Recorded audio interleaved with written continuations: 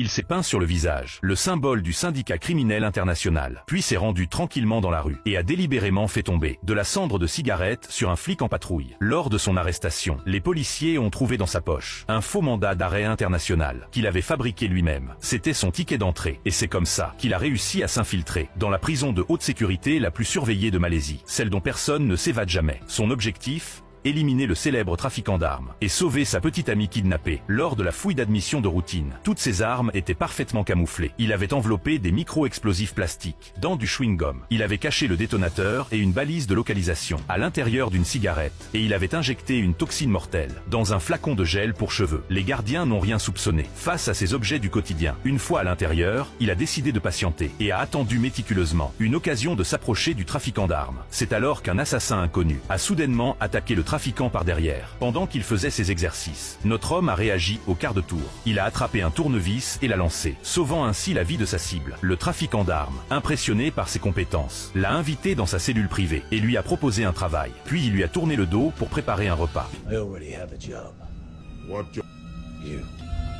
Il a étranglé le trafiquant avec le bâton et lui a rapidement enfoncé un morceau de tissu dans la bouche, l'assommant pendant quelques instants.